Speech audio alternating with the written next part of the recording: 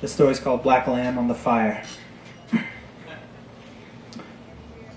What's the name of the word for the precise moment when you realize that you actually forgotten how it felt to make love to somebody you really loved a long time ago? Let me tell you a story. The story takes place a long, long time ago. Billions of years, perhaps, back in a time that now only a few dozen people remember, and none of them remember with any fondness whatsoever. It was a time of hand-woven cloth, tools of stone, bison, mastodon, and buffalo. Once there was a village. Around that village was a field, and around that field were mountains, and on the other side of those mountains was a desert, and on the other side a river, and beyond the river was another field, and more mountains, and beyond the desert was a great ocean, and across the ocean was some ice. And beyond those mountains was a great valley filled with snow. Yes, precisely there. This village doesn't exist anymore, and no longer has a name, and in fact the people are all but extinct, all but a few bloodlines here and there trailing off into inconsequence.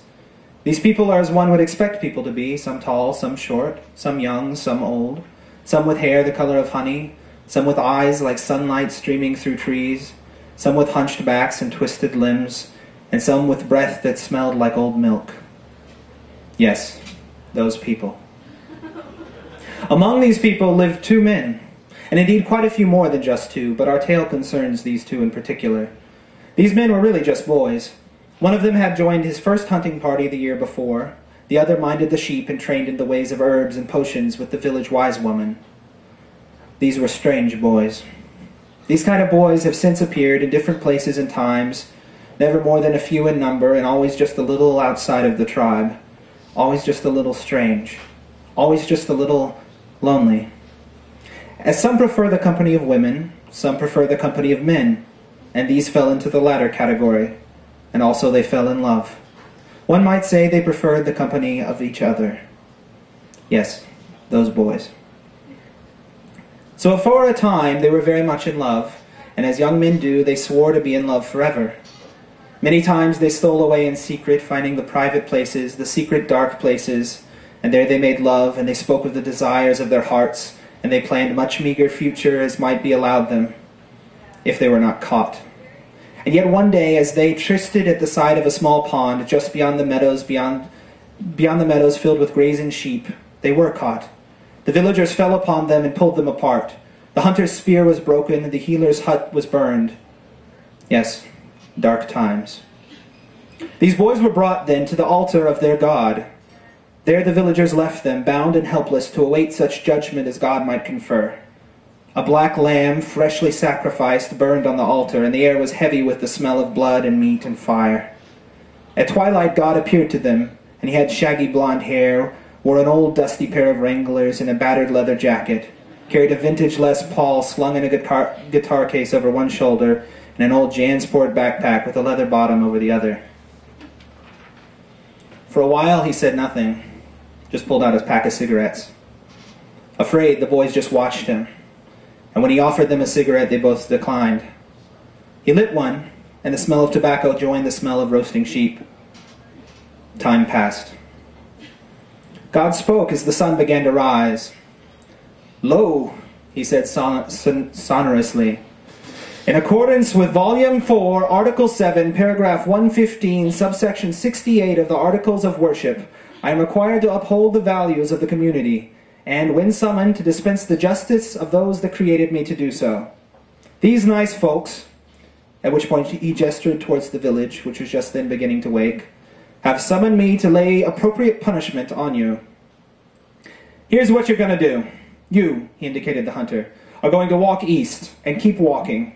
You will live forever, never changing, bound to the earth, but you will never see your true love face to face again for all your days, and your days will be everlasting." The hunter hung his head and said nothing. He indicated the healer. "You are going to walk west, and keep walking. You will live forever, never changing, bound to the earth, but you will never see your true love face to face again for all your days, and all your days will be everlasting. This is my judgment," God said. "This is my law." God then saw the sorrow on their faces, and he felt his heart move to pity. "Tell you what, Volume 3, Article 13, Paragraph 789, Subsection G 976 of the amended and restated Articles of Supplication allow for you to come to me and appeal. Meet me here once every 1,000 years on this very spot, and I will hear your appeal. Until then, get. So God picked up his knapsack and his guitar, and he was gone. The two boys had no goodbyes in them, and they could not look at each other because God willed it so. So they left to wander the world. I would not tell you where they went as they roamed. At different times they encountered God in other incarnations. Always he acknowledged them as his children, and at times he was willing to carry news of one to the other. Every 1,000 years they came back to the same altar, sacrificed the black lamb, and begged God for relief. Sometimes one of them would arrive a little early, or linger a little late, in order to catch a view of their love retreating in the distance. This went on for a long time. I wish I could say this story had a happy ending, but it does not. I can tell you that in every story there are moments of happiness along with moments of sorrow, and that some long lonelinesses can be broken by moments of communion. I could tell you, for instance, of the time they both decided to blind themselves, and thus were unable to spend a lifetime loving with their hands and skin and mouths while they waited for their eyes to grow back and drive them apart. What is a human lifetime in 1 billion years? A drop in a bucket. Sometimes it can all make the difference. I can tell you that their story has no happy ending because it hasn't ended yet. Where are these young men? Out there, somewhere, waiting. Every 1,000 years they can be found in the middle of a great desert that was once a fertile valley, at a worn pile of stones that was once an altar, sacrificing a black lamb according to the old tradition, summoning God. Does he still show up? Who knows? That is my story.